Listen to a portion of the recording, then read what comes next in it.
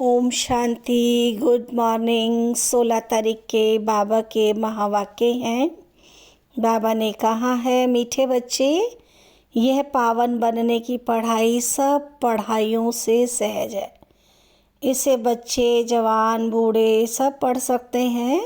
सिर्फ 84 जन्मों को जानना है।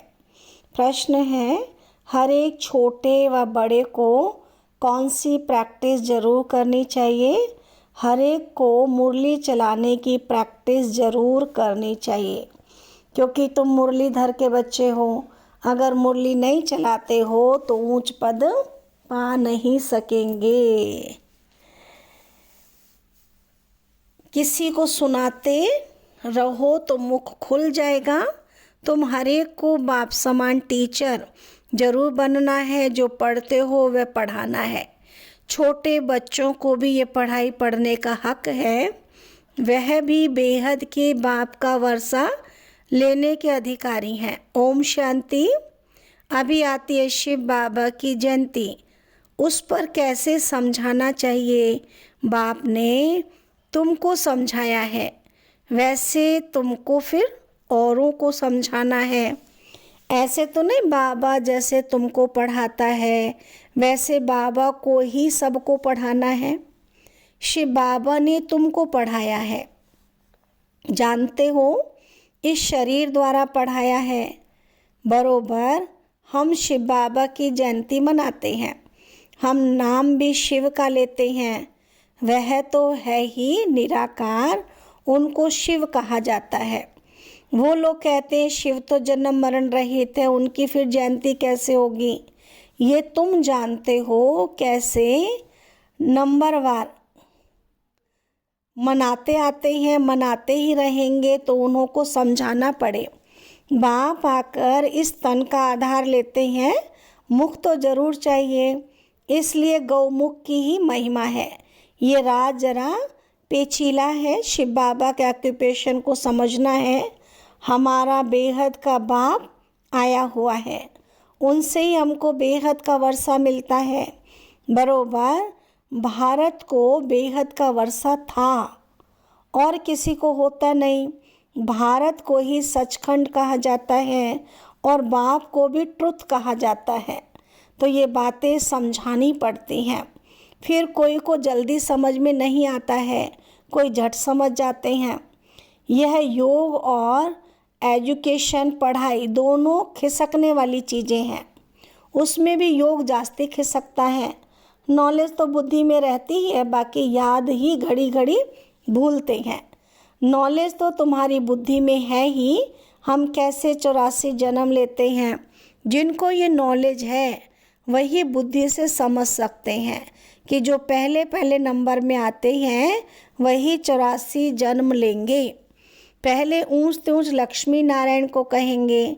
नर से नारायण बनने की कथा भी नामी ग्रामी है। पूर्णमासी पर बहुत जगह सत्यनारायण की कथा चलती है। अभी तुम जानते हो, हम सचमुच बाबा द्वारा नर से नारायण बनने की पढ़ाई पढ़ते हैं।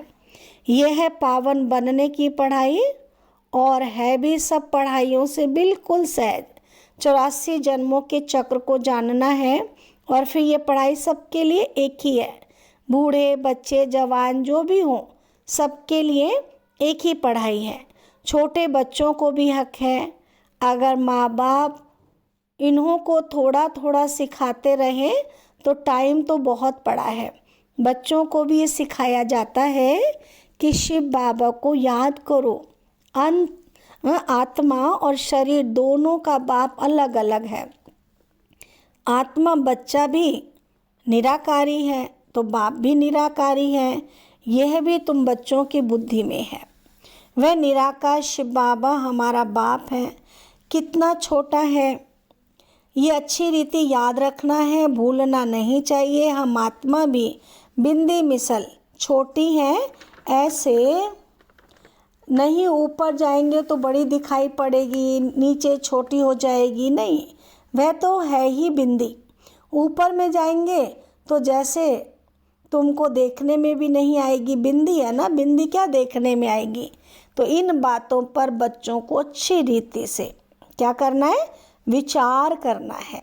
हम आत्मा ऊपर से आई हैं, शरीर से पाठ बजाने।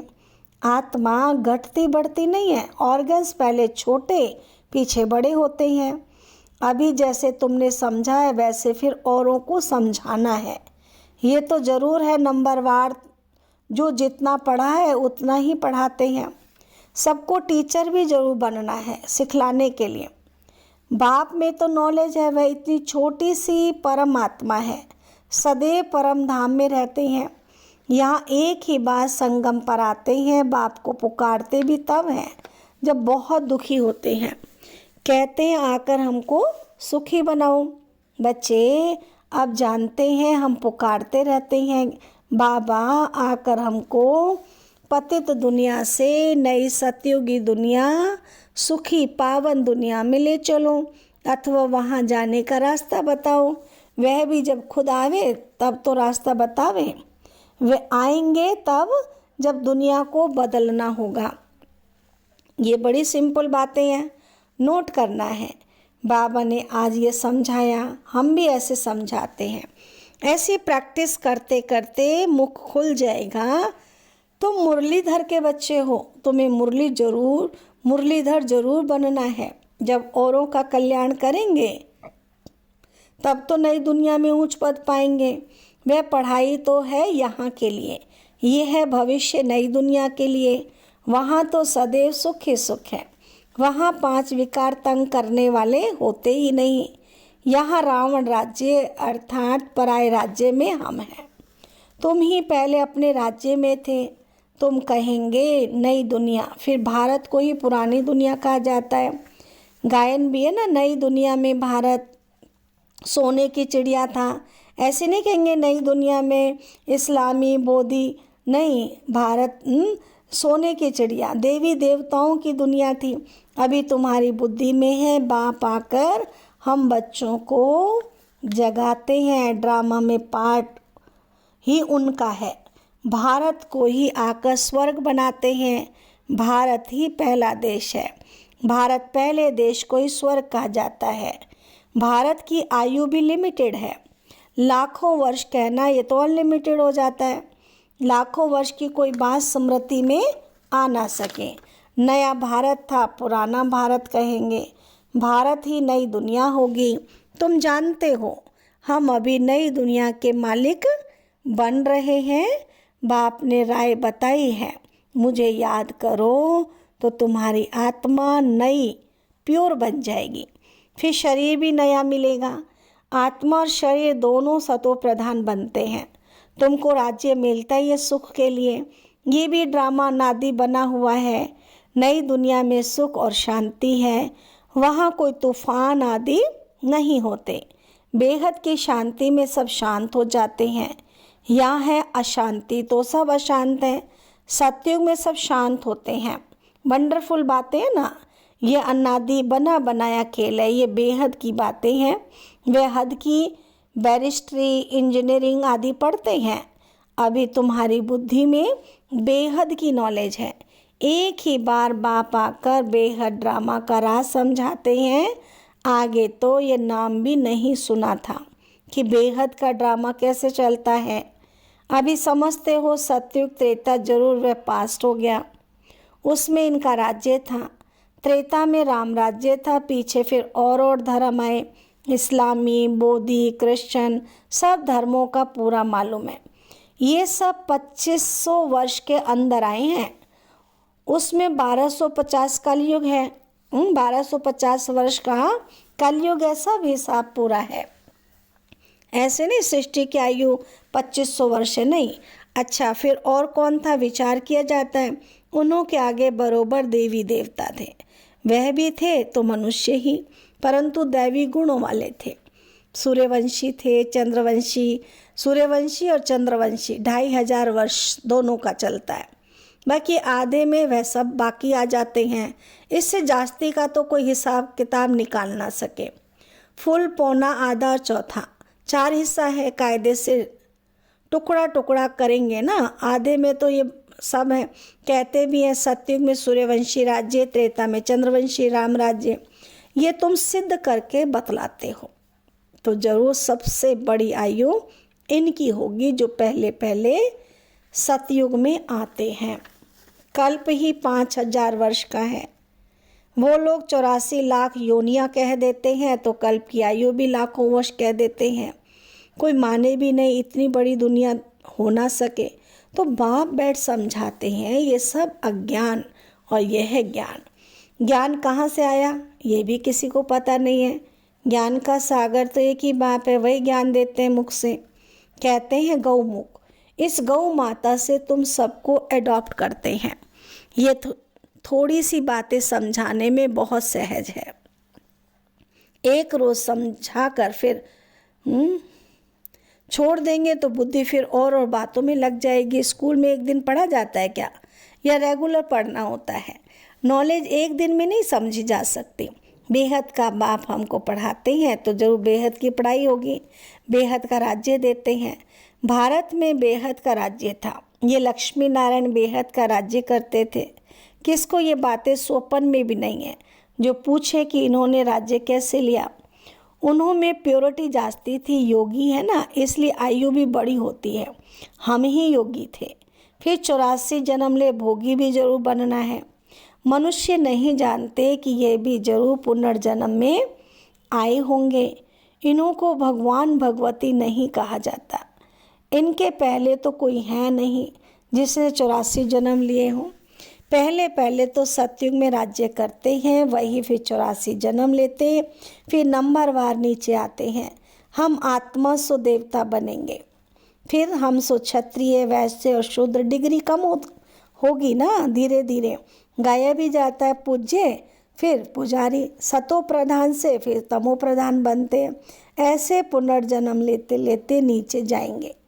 ये कितना सहज है, परंतु माया ऐसी है जो सब बातें भुला देती है। ये सब पॉइंट्स इकट्ठे कर किताब आदि बनाए, लेकिन वह तो कुछ रहेंगी नहीं। ये टेम्परेरी है। बाप ने कोई गीता नहीं सुनाई। बाप तो जैसे अब समझा रहे हैं ऐसे समझाया था। ये वेद शास्त्र आदि सब बाद में बनते हैं। ये सब होल लॉट जो है ना विनाश होगा और सब जल में हो जाएगा, सब जल जाएंगे। सतयुग त्रेता में कोई पुस्तक आदि होता ही नहीं है। भक्ति मार्ग में ही सब बाद में बनते हैं। कितनी चीज़ें बनती हैं।